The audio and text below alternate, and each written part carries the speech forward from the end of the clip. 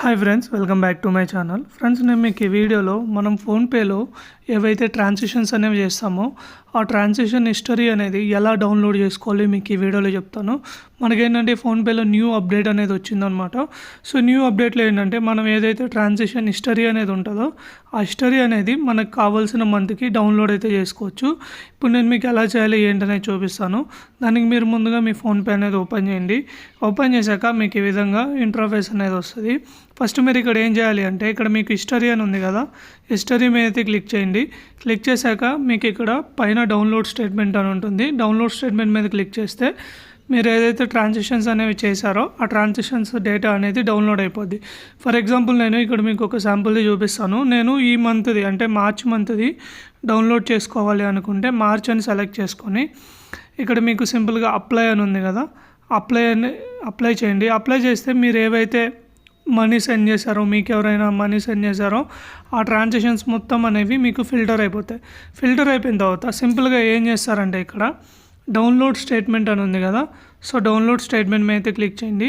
Click చేసిన వెంటనే మీకు ఇక్కడ స్టేట్మెంట్ అనేది ఎన్ని డేస్కి కావాలి అని అడుగుతుంది. ఇక్కడ మ్యాక్సిమం మీరు 30 డేస్కి డౌన్లోడ్ చేసుకోవచ్చు, 90 డేస్కి డౌన్లోడ్ చేసుకోవచ్చు, 180 డేస్కి కూడా డౌన్లోడ్ చేసుకోవచ్చు. లేదు ఫినాన్షియల్ ఇయర్కి డౌన్లోడ్ చేసుకోవాలి అంటే మీకు ఇక్కడ 2021, 2022 మీరు ఏ ఇయర్కి కావాలంటే ఆ ఇయర్కి మీరు డౌన్లోడ్ అనేది చేసుకోవచ్చు అనమాట. ఫర్ ఎగ్జాంపుల్ ఇక్కడ నేను లాస్ట్ 30 డేస్ యొక్క ట్రాన్సాక్షన్ అనేది డౌన్లోడ్ చేసుకోవాలనుకున్నాను.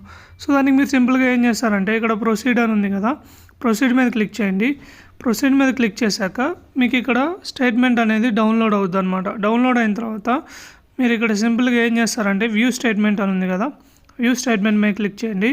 క్లిక్ చేసి డబ్ల్యూపీఎస్ ఆఫీస్ కానీ మీకు ఏదైనా యాప్ ఉంటే ఆ యాప్ అనేది సెలెక్ట్ చేసుకోండి.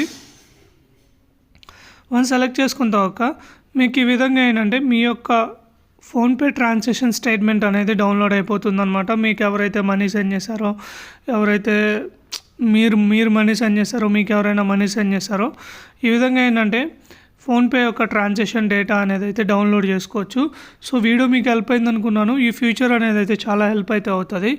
వీడియో కానీ లైక్ చేయండి. ఇలాంటి వీడియోలు ఇంకెన్నో కావాలంటే ఛానల్ అయితే సబ్స్క్రైబ్ చేసుకోండి.